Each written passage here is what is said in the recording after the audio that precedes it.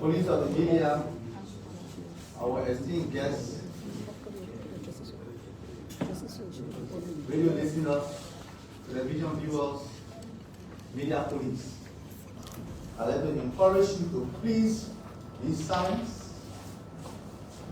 If you have your phone with you, you can put it on vibration or on silence, and then have a quorum in the proper way to this call. For those of you who follow us, today is Tuesday with our regular press briefing here at the Ministry of Information, Cultural Affairs and Tourism. The acting Minister of Information, Cultural Affairs and Tourism is Honorable Tapa. He is the Deputy Minister for Administration.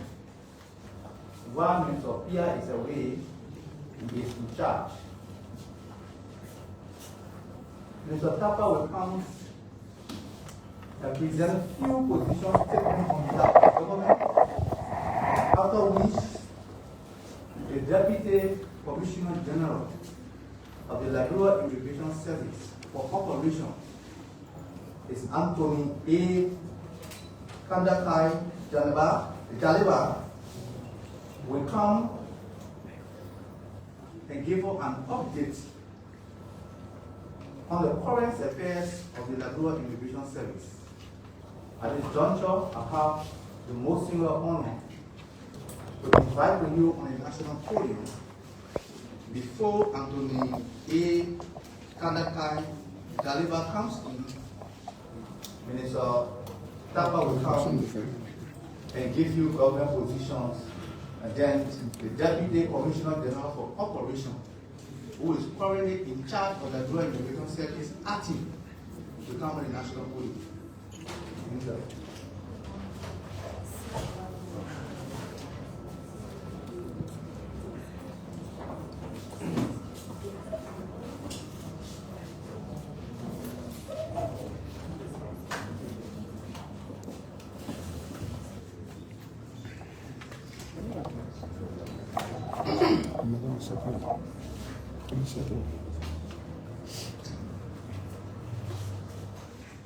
Let me begin by welcoming you members of the Fourth Estate.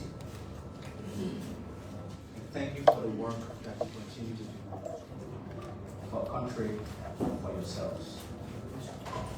I also want to recognize the platform guests and welcome you to the Ministry of Information, Cultural Affairs and Tourism.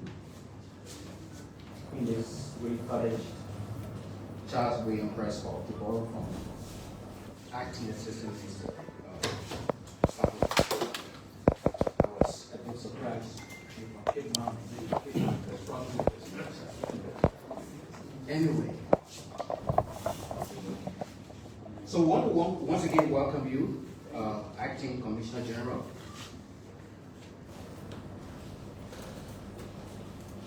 Anthony Jaliba will provide updates on key programs and initiatives currently being implemented by the Liberia Immigration Services, particularly those aligned with national security objectives and the government's broader effort to strengthen management and migration control.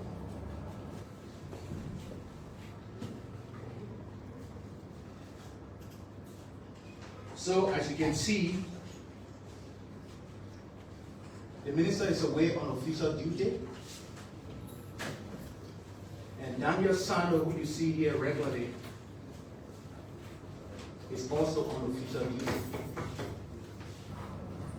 Those are the regular faces you see here.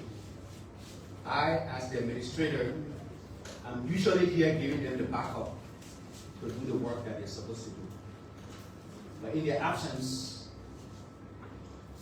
we could not allow the government mouthpiece to be closed. So we decided to allow this edition of the press conference to hold.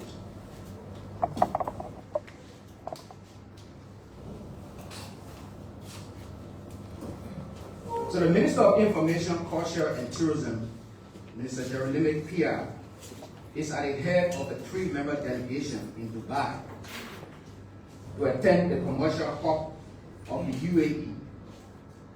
He's attending the UAE Africa Investment Summit.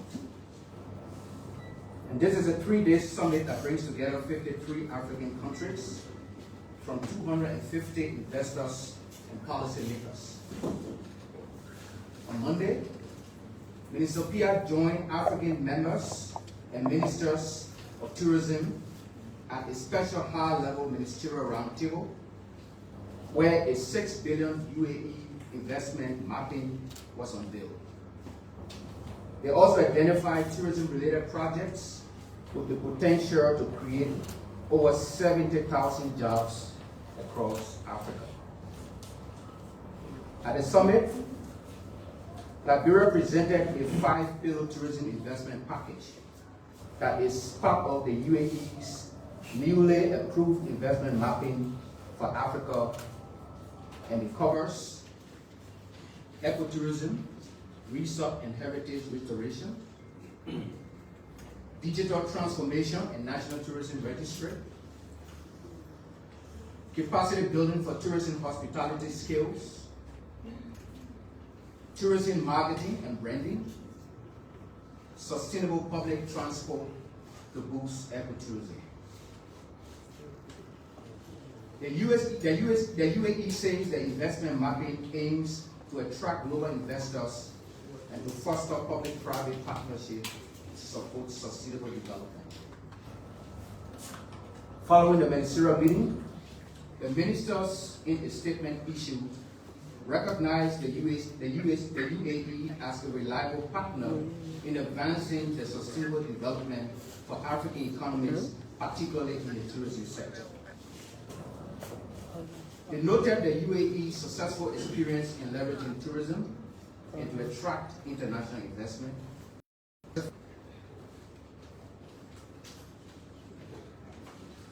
So, we are all aware that yesterday, the president exercised one of his constitutional powers. And I want to read this. And this update is important because after the president's decision, there were varying views. On Facebook, the internet broke loose in Liberia. Some were saying the president was wrong.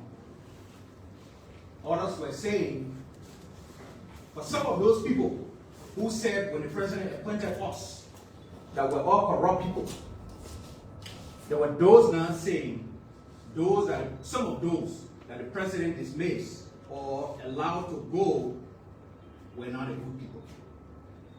So government has taken a position that we want to come up to say this. The President of the Republic of Liberia yesterday made several changes in government, affecting ministries and other institutions. The ministries affected were the Ministry of Lands, Mines and Energy, the Ministry of Education, the Ministry of Gender, Children and Protection, the National Commission on Higher Education, the Liberia Immigration Service, the Civil Service Board of Appeal, Liberia Airport Authority, when he accepted the resignation of the board chair and directed the retirement of the managing director on medical grounds. The president also made series of appointments of judges in the judiciary branch affecting GOM, NOFA, and Granville counties. President Bwaka extended his appreciation to the outgoing officials for their services and called on those who are filling the void to serve with integrity, diligence, and with a renewed sense of duty to the Liberian people.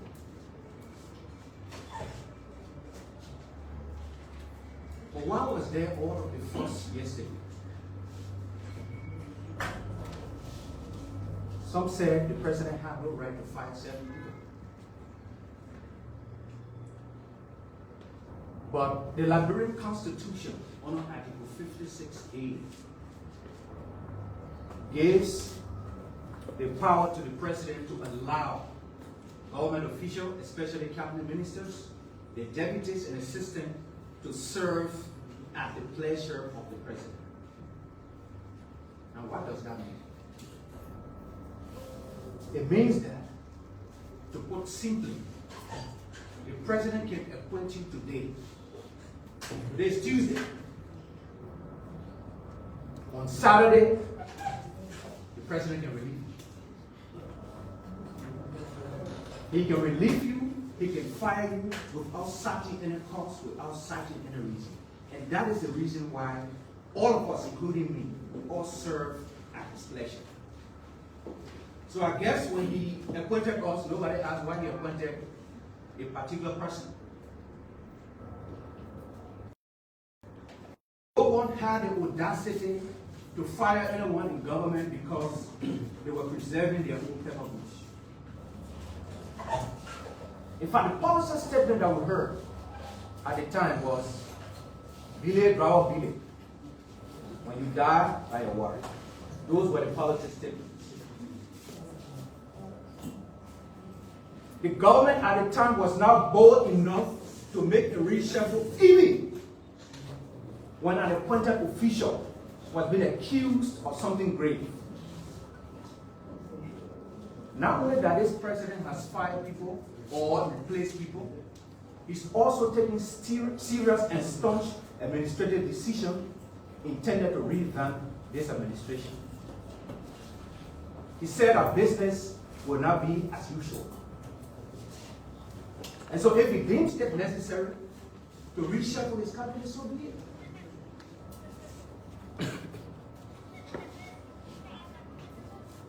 I heard some people from our noisy neighbors say, because certain people did not agree to partake in corruption, and that is why the president fired them. That doesn't even make sense. I thought the president had been staunch on corruption and has been removing people from their job because of corruption-related issues. But now you are accusing the president of removing government officials because they did not participate, according to you, in corrupt act. I think we need to think again. This is a serious administration. Today, if the president says, "Johnny, you're no longer part of my government, I go back in the private sector," no fuss. This is an opportunity to serve. It is not a right to serve. We have to know that. And for those of you in the press, you have to know that there is a distinction between being fired and being relieved. You may not be fired, but you can be relieved. So those are two terminologies that you need to go and define. When you're writing your headlines, it will do you justice to know the difference between those two words. Having said that, I want to now welcome the acting commissioner general, the LIS, who will take over